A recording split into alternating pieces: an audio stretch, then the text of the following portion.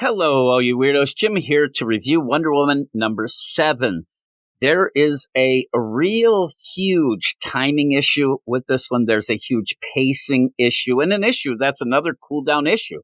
If you've been reading this series, this is the second one. You had Wonder Woman helping the sick kid, her biggest fan. Again, that had some feels to it, but it felt off in what was going on in the grand scheme of things. But then I could even play that one off where you actually get to the heart of what Wonder Woman's about. While she knows that the U.S. Army is gearing up to take her and the Amazonians down, she still needs to take time off to help this kid, to make him happy, because there might not be time afterwards. So I can make that work a little. But in this issue, having Superman show up as a team up and him and Wonder Woman go off to a space mall to buy Batman a birthday present, and then start to pretend in this issue that Batman would never forgive them if they didn't do it. How many things can you get wrong in one little scene? I think that Batman might be able to step aside for a second and say, oh, you know what? Yeah, World War III coming right at you. Yeah, I get it. I get that I don't really need a birthday. Oh, Superman, you have all that crap going down. I kind of get it. Maybe a belated birthday present is in order. Or maybe you're adults that don't need to actually give each other birthday presents. And when you get into this issue, you really show, and Tom King shows that they don't really even know Batman. They are joking around at points to be stuff like nobody like us. We would joke. These are his best friends. It's so ridiculous. See, I'm getting angry, but just think of this. As the issue opens, Superman's facing the Lex Luthor Revenge Squad with Brainiac on his way in his books. While Wonder Woman and the Amazonians have been declared outlaws, are feared by the entire world while the U.S. government gears up for World War III. Also, in that whole play, they just came out of a Beast World. Amanda Waller's pretty much running the entire show and making them all look like schmucks. I mean, they just ended up having the world upset at them for those nightmares and the night terrors with the K. So in this, it's, we better get Batman a gift because he's going to scowl and groan all year. If that's the case, you need to find somebody else.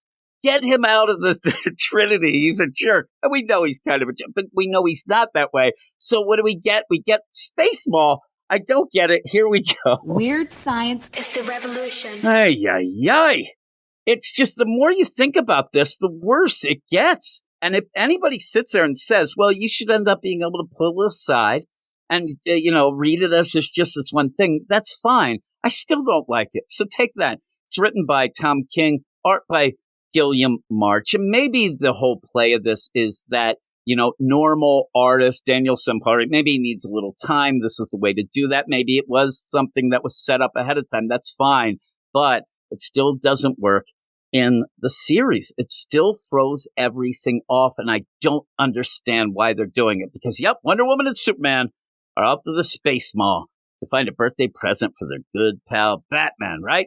Though it seems like all this is about is for Tom King to show everyone he's read Hitchhiker's Guide to the Galaxy while making everything else in his series seem so less important. Because, as they say, there's nothing that builds up tension more than a trip to the space mall, right? Everybody says that. My old dead granddad used to tell me that. Remember at the beginning of the series when Wonder Woman said that she was going to investigate the big murder, the Amazonian who murdered those guys in the bar? She was going to get to the bottom of it. She was going to do an investigation. What happened with that? Because she's done as much investigating as Tom King did when he said he was going to visit crisis centers to write Heroes in Crisis. And actually, what I mean by that is none. Zilch. The fact that we get another cool down type of issue here is ridiculous. What are we cooling down from? Tom King is making Wonder Woman a joke, his Wonder Woman story a joke, his Wonder Woman villain, especially the Sovereign, a joke. If you can end up taking trips off the space mall and not worry what the Sovereign is doing, that does not a good villain make. Everything is a joke except the actual jokes in the issue, which are just horrible. Now, I'm sure there'll be people who say, of course, Superman would tell dad jokes. Okay, but I don't know why I'm paying to get them. I would pay to see Superman do a whole lot of things, but I don't think I'm rushing to see his stand-up routine this week at Caroline's. I don't need that. So as I read this issue, I was actually in a bit of a daze. Imagine that. Because with everything going on in this whole series, it didn't feel like this could actually be happening.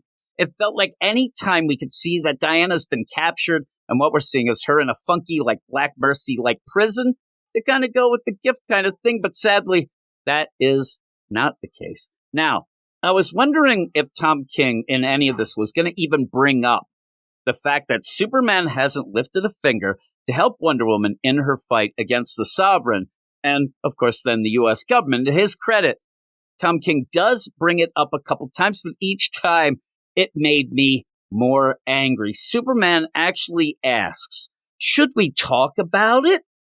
There should be no talking, Superman. Superman, you should be helping her. You shouldn't have to talk about it. You shouldn't have to ask her about it. She may tell you that she doesn't want help. It does not matter. This is Wonder Woman. This is, pretty much your sister. This is your best friend. Get to it. Start helping, and then ask for forgiveness of helping later. Tom King even played that in the issue that this is supposed to take place right after the idea of having the Wonder Girls and all that getting involved. There is no asking. And then in the meantime, Batman's just out and about, whatever he's doing. Why aren't they helping? And to me, this all feels like after the fact storytelling to actually try to explain why Superman and Batman haven't been involved. Because in that first issue, when this all went down, the comment, first or second issue, but the comment was, oh, Superman and Batman, they were going to get involved, but and nothing. It just got pushed aside. So this is ridiculous. So I think that what happened here is that Tom King, and he does seem to listen to, the praise, but also, some of the things that people say, oh, I didn't like this, I didn't like that. And I think this is his idea that he thinks he solved the problem by having Superman say, should we talk about it? And then even later asking, should I get involved? No, you should get involved. And because you haven't, it never made sense. And then sadly, it still doesn't after this because it's too late. And also just an aside, if Tom King keeps having Diana say, no, thank you, it's driving me nuts. But while Diana and Clark show that they only know Batman on a surface level friend from work kind of way, I mean, when they're trying to figure out these presents, it's another joke. And Tom King, he shows that he's heard the same lame jokes we all did 20 years ago. Hey, Batman likes this drink with just ice. Get it? People, this is a guy who actually had some tweets a couple years back that he really seemed to think that he was the first person to realize that DC Comics means Detective Comics comics. He really thought he was the first one to figure. That's how crazy and narcissistic he is with this sort of thing, that he thinks that he's so crazy smart that he's even, oh my goodness gracious. But yeah, all this is a bunch of filler pages of nonsense. We get a movie with Nixie and Batmite. Clark and Diana get Manny's and Petty's, and we get a Bat-Cat reference. We don't get a Pa Kent reference for some reason, and I got a migraine.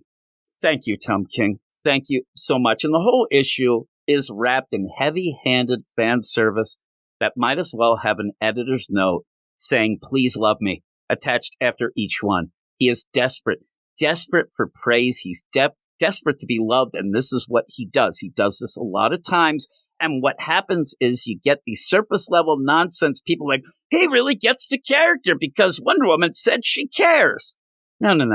They're at a space mall. Just keep remembering, remind yourself, anytime you sit in this issue, I'm like, oh man, he gets it. No, they're at a space mall. Space mall with all this nonsense. So, I like Gilliam March's art.